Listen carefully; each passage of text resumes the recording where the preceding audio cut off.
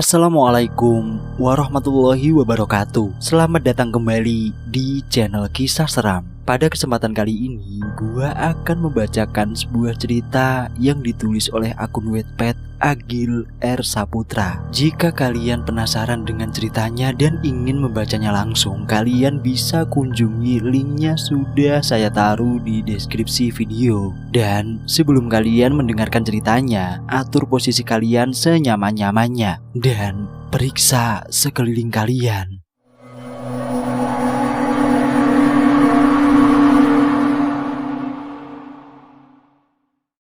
Pocong Sukowati. Tragedi klasik memang mempunyai tempat tersendiri di hati saya kali ini. Kisah nyata di tahun 70-an tentang sebuah desa yang diteror hantu pocong yang konon katanya tengah mencari keadilan. Katanya sampai sekarang di waktu tertentu pocong ini masih menampakkan diri hingga menjadi urban legend di desa ini. Temanggung, sekira pertengahan November 1973. Sukowati adalah pemudi 23 tahun, anak tunggal. Ayahnya baru saja meninggal 1 bulan yang lalu, dan ibunya sudah lebih dulu meninggal ketika Wati umur 8 tahun. Tinggallah Wati sekarang bersama neneknya. Dari kecil bapak dan ibu keluarga Wati memang tinggal bersama neneknya, karena ibu Wati juga anak tunggal. Jadi Wati pastilah cucu satu-satunya. Walaupun kini Wati yatim piatu, tapi Wati beruntung masih punya nenek, dan Wati juga termasuk keluarga yang berada. Menurut saksi, Wati adalah bunga di desa tersebut. Selain cantik, Wati juga dinilai sebagai pribadi yang cerdas, ramah, religius, dan santun. Tahun itu Wati baru saja lulus SMA. Setelah lulus, Wati bekerja di sebuah kantor kelurahan desa tempat dia tinggal. Sepeninggal ayah dan ibunya, Wati beberapa kali dilamar oleh pemuda, baik dari tetangga sampai dari kota, orang kaya, dan golongan orang biasa. Tapi Wati selalu menolaknya, padahal neneknya semakin menua saat itu. Dia berharap ada yang menopang Wati ketika nenek nanti tiada. Yang orang-orang tahu, Wati punya hubungan dengan Bondan sejak awal SMA. Tapi neneknya seperti tidak setuju. Meski Bondan anak orang kaya, tapi dia terkenal kasar dan urakan. Dia seumuran Wati. Nenek sudah berulang kali mengatakan, tapi mereka berdua justru malah menjalin hubungan dengan diam-diam. Ayah Bondan pun sepertinya juga tidak setuju kalau anaknya dengan Wati berhubungan. Jadi dulu itu kakek Wati dan kakek Bondan pernah menjadi lawan politik sama-sama calon lurah. Kakek Wati yang menang pada waktu itu. Tapi kakek Bondan yang kalah, dia merasa dicurangi dan seakan dendamnya diwariskan ke anak cucunya. Itu namanya sudah berseberangan lah intinya. Seperti kebiasaan orang Jawa kuno, kalau sudah berucap pantang untuk diingkari. Begitulah kira-kira. Hubungan asmara antara Bondan dan Wati pun semakin menjadi seiring menuanya nenek. Wati sudah mulai kekurangan karena harus bekerja sendiri menghidupi neneknya yang mulai sakit-sakitan. Tapi di akhir tahun 1974, Bondan justru menikah dengan orang lain. Wati sebenarnya tahu soal perjodohan Bondan dengan wanita itu. Tapi Bondan sudah berjanji tidak akan menikah dengan wanita selain Wati.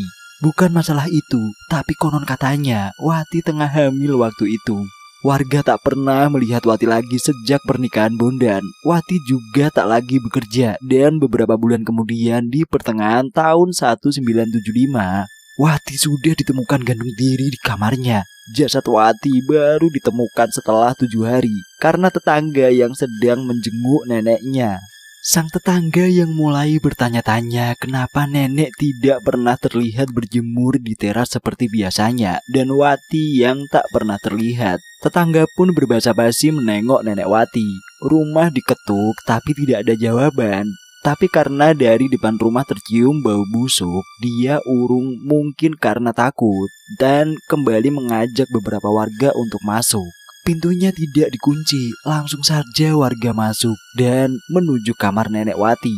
Di sana beliau terbaring di ranjang. Saat salah satu warga masuk, sebut saja namanya Bu Santi, nenek Wati seperti ingin terperanjat dari ranjangnya sambil menggerakkan jemarinya. Nenek Wati berbicara namun tidak jelas. "Nenek Wati," panggil Bu Santi. Nenek Wati mengerang sambil menggerakkan tangannya. "Gimana, Nek? Kok nggak pernah kelihatan?" ucap Ibu Santi. Terdengar lagi suara erangan itu dengan nada yang lebih tinggi dari Nenek Wati. "Wati di mana toh, Nek?" tanya Ibu Santi sekali lagi. Lalu Nenek Wati pun beliau menangis bak anak kecil sambil menunjuk-nunjuk ke arah sebelah, yaitu di kamar Wati. Bu Santi dengan segera keluar. Ternyata warga sedang mencoba kamar Wati yang terkunci. Bau busuk menyengat setelah didobrak. Benar saja, Wati gantung diri dengan kain sarung yang dikaitkan ke kayu penopang atap. Jasadnya sudah menggelembung mengeluarkan cairan. Perutnya seperti orang hamil kurang lebih 6 bulanan. Dan gegerlah satu desa waktu itu. Sang bunga desa tewas gantung diri. Dan setelah jenazah dimakamkan, barulah kejadian-kejadian seram terjadi. Desa menjadi mencekam. Kebanyakan warga tak berani keluar setelah maghrib. 3 hari setelah kematian Wati, banyak warga yang bersaksi. Ada yang melihat pocong yang mereka yakini itu adalah pocong Sukawati. Salah satunya Dedi, usia belasan tahun waktu itu. Sekira pertengahan tahun 1975, listrik belum merata di desa saya. Kebetulan rumah saya listriknya gabung di rumah Pak Karwo. Jadi 1 meteran listrik dibagi 3 rumah. Rumah saya, Pak Karwo, dan di sebelah saya. Karena wattnya masih minim, kita cuma gabung sampai jam 9 malam. Setelah itu ya pakai lampu minyak. Jadi kebayangkan pencahayaan di depan jalan rumah saya. Waktu itu kira-kira jam 12 malam, saya terbangun karena ingin buang air besar. Sebenarnya saya tidak berani keluar, tapi sudah saya tahan sekuat tenaga, hasrat itu tetap tak bisa lagi dibendung. Dulu tidak semua rumah punya jamban. Saya harus jalan kira-kira 50 meter menuju MCK di pinggiran desa. Karena sudah di ujung tanduk, akhirnya mau tak mau saya harus keluarkan menuju jamban. Sambil membawa senter dan setengah berlari, saya berjalan menuju jamban. Sampai akhirnya di sana ternyata ada Pak Sulam, tetangga saya. Akhirnya rasa takut saya sedikit berkurang. Kita pun jongkok saling membelakangi. Jadi jambannya ada 3 deret. Saya di pojok, tengah kosong, dan Pak Sulam di pojok juga. Penutupnya juga cuma sampai pinggul kalau kita jongkok, dan itu tidak beratap. Pokoknya khas zaman-zaman umum di desa. Pak Sulam diam saja, cuma terdengar suara hisapan rokok kelembak kemenyan yang menyengat. Saya mencoba mengobrol dengan Pak Sulam. "Anda kok berani sekali, Pak? Memangnya takut apa, Le? Mbak Wati kui lo, Pak." Ternyata Pak Sulam tidak menjawab perkataanku. Pas saya menengok, ternyata tidak ada siapa-siapa di belakangku. Saya takut sekali pada waktu itu. Sampai lupa waktu itu apakah saya sempat cebok apa belum. Saya langsung berlari menuju rumah. "Tolong! Tolong!" Saya teriak kencang. Sampai di depan rumah saya terpeleset jatuh. Dan di remang-remang saat saya mencoba berdiri, saya melihat sosok putih di depan rumah tetangga sebelah saya. Awalnya saya kira itu adalah karung beras, tapi kok bergerak-gerak menghantami pintu. Lalu saya raih senter di samping saya. Pas saya soroti, ternyata pocong kalau menurut saya. Tapi posisinya setengah sujud dan kepalanya dihentak-hentakkan ke pintu rumah tetangga saya. Bruk, bruk, bruk. Begitulah bunyinya. Saya langsung spontan berdiri masuk ke rumah dan masuk ke dalam kamar. Pikiran saya sangat kacau pada waktu itu.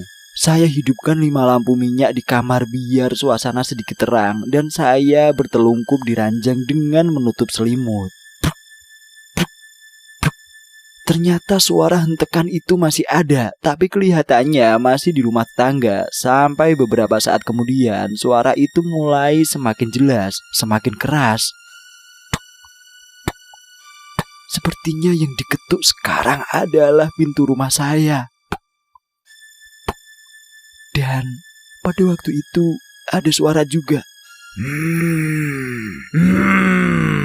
Suara itu bertahan cukup lama, mungkin sekitar 10 menitan. Keesokan harinya semua warga geger. Mereka bersaksi pintu rumahnya diketuk oleh sosok pocong yang diduga sosok pocong Mbak Sukawati.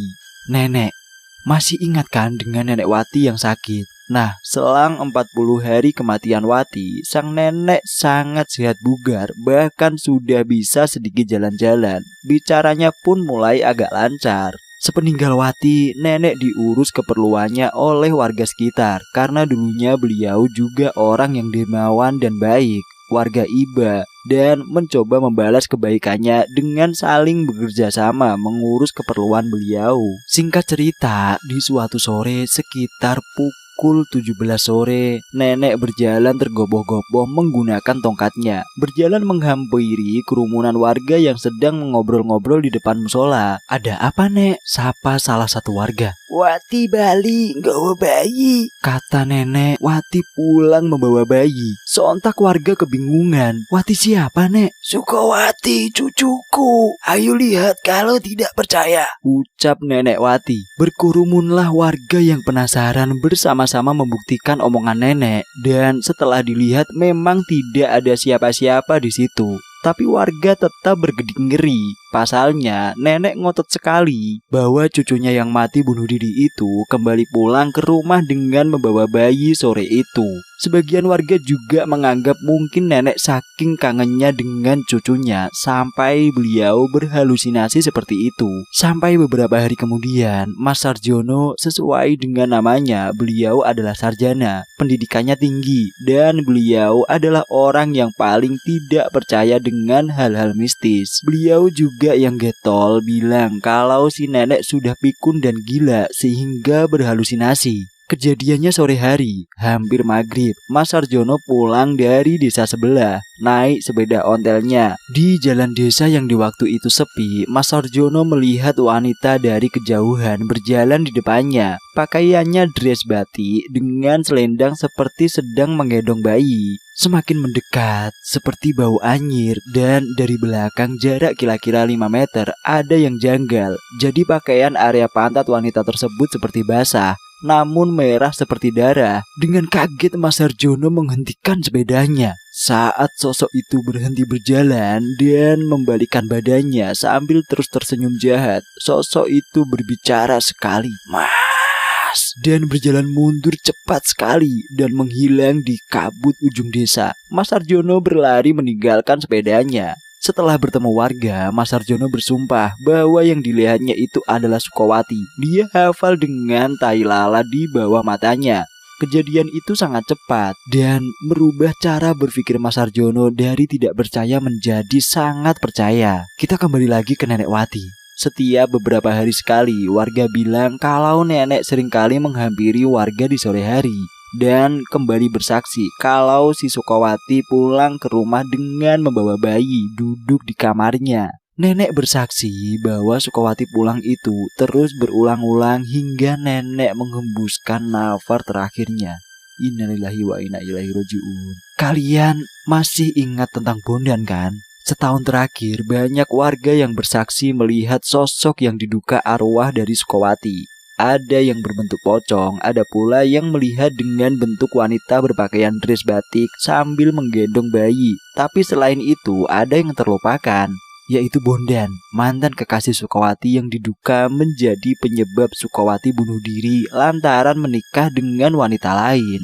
Usia pernikahan Bondan dengan wanita itu justru tak bertahan lama, terlebih setelah Wati bunuh diri. Sukawati bunuh diri hanya selang beberapa bulan saja setelah Bondan menikah. Setelah kejadian itu, ternyata terjadi hal-hal aneh terhadap Bondan. Bondan mendadak stres dan suka mengamuk. Alhasil istrinya pun menceraikannya. Dengan usia pernikahan yang tak sampai setahun, dalam masa gilanya, banyak warga yang sering melihat Bondan berbicara sendiri di makam Sukawati. Kadang menangis, tubuhnya yang gagah menjadi kurus kering. Keluarganya sudah mencoba berbagai cara untuk mengobatinya, dari RSJ sampai dibawa ke orang pintar, tapi tetap saja tidak ada perkembangan.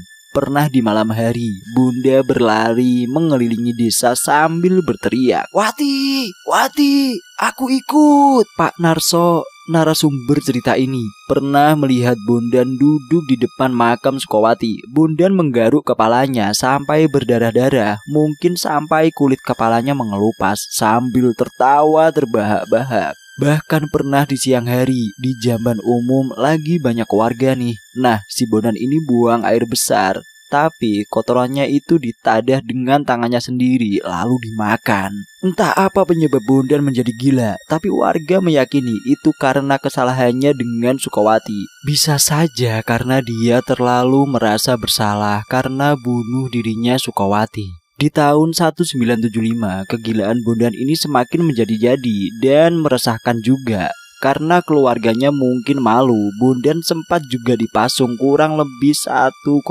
tahun. Baru di tahun-tahun berikutnya, Bondan dibiarkan berbaur.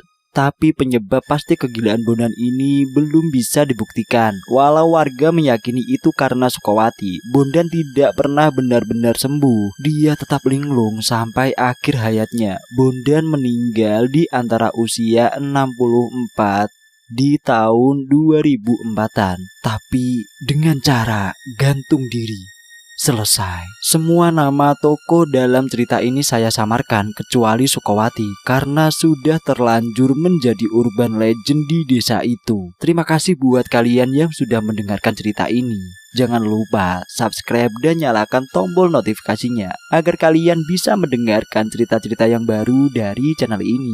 Dan kalian juga bisa mendengarkan cerita yang lainnya di playlist kami. Kami sudah menyiapkan berbagai cerita di sana untuk disajikan kepada kalian para pendengar. Dan sekian dari gua, sampai jumpa di lain kesempatan. Assalamualaikum warahmatullahi wabarakatuh. Salam misteri.